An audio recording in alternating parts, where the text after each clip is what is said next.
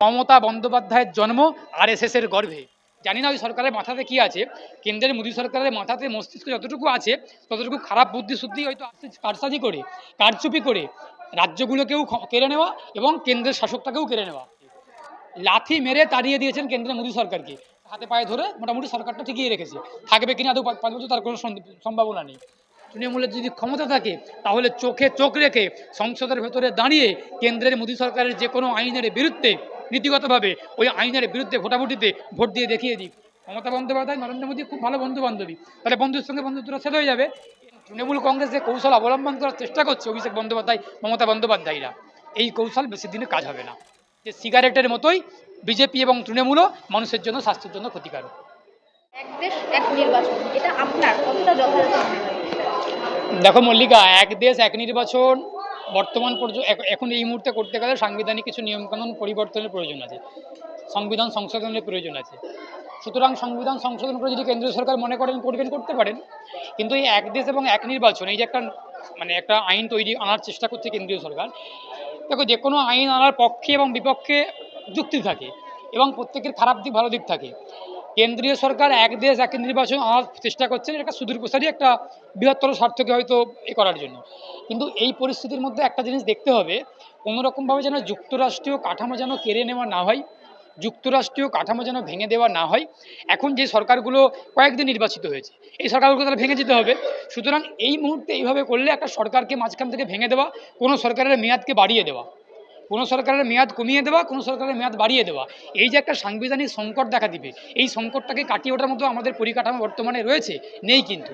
সুতরাং এক দেশ এক নির্বাচন, এটা কেন্দ্রের মোদী সরকার যেমন একটা, জানি না ওই সরকারের মাথাতে কি আছে, কেন্দ্রের মোদী সরকারের মাথাতে মস্তিষ্ক যতটুকু আছে ততটুকু খারাপ বুদ্ধি শুদ্ধি হয়তো আছে বা খারাপ কোনো মানসিকতা নিয়ে এটাকে আনার চেষ্টা করছে।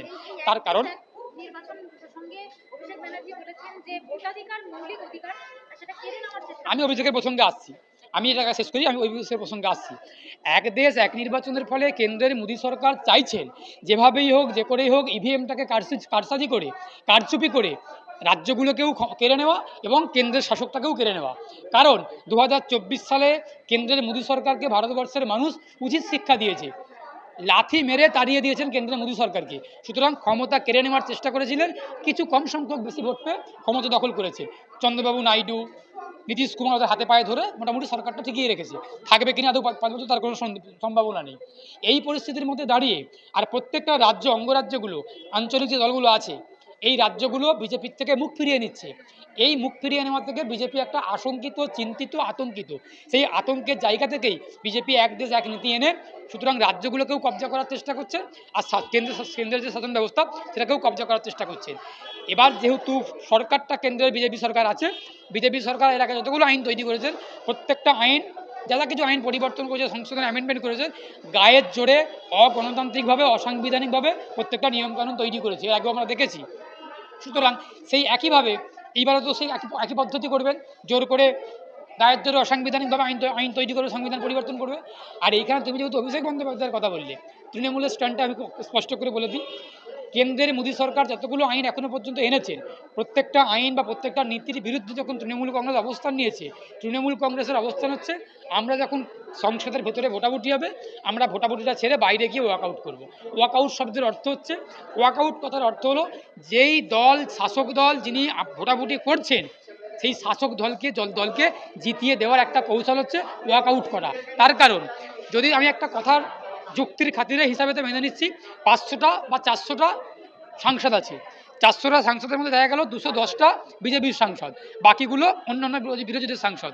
সেখানে যখন ভোটাভুটি সংসদের ভেতরে হচ্ছে, বিজেপির 210টা এমপি গিয়েই ভোট দিচ্ছেন, আর সেখানে তৃণমূলের এমপিরা, সেটা বিরোধী এমপি, তারা মমতা বন্দ্যোপাধ্যায় বাইরে বলছে, অভিষেক বন্দ্যোপাধ্যায় বাইরে বলছেন আমরা বিরোধিতা করছি, কিন্তু যখন ভোটাভুটি হচ্ছে ভেতরে ভোট দিচ্ছে না, বাইরে গিয়ে গান্ধী মূর্তি পাদদেশে গিয়ে ওয়াকআউট করছে, আমরা বিরুদ্ধে, আমরা খাবো না, আমরা মাগবো না, আমরা এটা মানছি না, আমরা মানবো না, এইসব কথাগুলো বলছেন। আমি বলি, ভেতরে বলতে ভয় পাচ্ছেন না, তার মানে কি, তৃণমূল জানে, তৃণমূল চাই যে সংসদের ভেতরে আইনটা যেভাবেই হোক মোদী সরকার পাস করিয়ে নিই, ভোটাভুটি করে জিতে যাক। আমরা যদি, হ্যাঁ, একদমই সেটিং তত্ত্ব, এই তত্ত্ব সেটিং। তার কারণ তৃণমূল জানে, যদি আমি এই আইনের বিরুদ্ধে ভোট দিই, তাহলে আমি তো ভোট দিলাম, তাহলে বিজেপির যদি 210টা ভোট পড়ে, তাহলে আমি তার বিরুদ্ধে যদি ভোট দিই, আমার ভোটটাও কাউন্ট হবে। বিরোধী ভোট হিসেবে কাউন্ট হবে। সুতরাং আমি বিরোধী ভোট হিসেবে কাউন্ট করার সুযোগটাই দেবো না। আমি বাইরে চলে যাব, বাইরে গিয়ে ওয়ার্কআউট করবো, মিডিয়াকে দেখাবো, মানুষকে দেখাবো আমি খুব বিরোধিতা করছি। কিন্তু আদেও ওই ওয়ার্কআউট করার বিরোধিতার কোনো মূল্য সাংবিধানিক দৃষ্টিকোণ থেকে আমরা আইনজীবীরা দেখতে পাচ্ছি না। তার কারণ সাংবিধানিক বিরোধিতার মূল্য হচ্ছে সংসদের ভেতরে দাঁড়িয়ে ভোটাভুটিতে অংশগ্রহণ করুন, করে ওই ভোটাভুটিতে ওই আইনের বিরুদ্ধে ভোট দিন, 10টা ভোটই দিন। বিরোধী ভোটটা যারা মোটামুটি ওই যে এক দেশ এক নির্বাচন যে ভোটটা হচ্ছে আইনটা পাস করার জন্য, ওই আইনের বিপক্ষে দিয়ে বিপক্ষে ভোটটা বাড়ান। তৃণমূল কিন্তু বিপক্ষে ভোট না দিয়ে বাইরে গিয়ে ওয়াকআউট করে বিজেপির ভোটটা বাড়িয়ে দিচ্ছে, কারণ বিজেপির সব এমপিরা গিয়ে ভোট দিচ্ছে, পক্ষে ভোট দিচ্ছে, আর বিপক্ষে যারা ভোট দেয় তারা তৃণমূল বাইরে গিয়ে ওয়াকআউট করছে। এটা তৃণমূলের কৌশল। সাধারণ লোক কী ভাববেন, এই যে তৃণমূল তার আপনার বিরোধিতা করেছে, কিন্তু ওই ওয়াকআউট করে বিরোধিতার কোনো মানে কোনো যুক্তি সাংবিধানিক নিয়মকানুন থেকে হয় না। তৃণমূল এই কৌশলেতে বাজিমাত করার চেষ্টা করে। অভিষেক বন্দ্যোপাধ্যায় যে বলছেন আমরা আইনটাকে মানি না, আইন মানবো না, মানছি না, মানবো না, ওয়াকআউট করে, ওয়াকআউটের কোনো মূল্য হয় না। তৃণমূলের যদি ক্ষমতা থাকে তাহলে চোখে চোখ রেখে সংসদের ভেতরে দাঁড়িয়ে কেন্দ্রের মোদী সরকারের যে কোনো আইনের বিরুদ্ধে নীতিগতভাবে ওই আইনের বিরুদ্ধে ভোটাভুটিতে ভোট দিয়ে দেখিয়ে দিক। আমার 34টা 32টা 30টা যতগুলো এমপি রয়েছে তৃণমূলের, সেই ততগুলো এমপি প্রত্যেকে ওই আইনের বিরুদ্ধে ভোট দিক। ভোট দিতে পারবে? একটা ভোট এখনো পর্যন্ত দেয়নি, কোনো আইনে ভোট দেয়নি। যতগুলো আইন তৈরি হয়েছে, সিএ থেকে শুরু করে, এনআরসি থেকে শুরু করে, কাশ্মীর থেকে শুরু করে, 370 থেকে শুরু করে যতগুলো আইন হয়েছে, কোনো আইনে তৃণমূল কংগ্রেস ভোটাভুটিতে ভোট দেয়নি।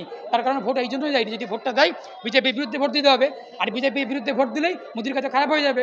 মোদির খুব ভালো বান্ধবী মমতা বন্দ্যোপাধ্যায়, খুব ভালো বান্ধবী মমতা বন্দ্যোপাধ্যায়, নরেন্দ্র মোদী খুব ভালো বন্ধু বান্ধবী, তাহলে বন্ধুর সঙ্গে বন্ধুত্বটা ছেদ হয়ে যাবে। এই ভয় থেকে, এই আতঙ্ক থেকে বিরুদ্ধে ভোট দিচ্ছে না।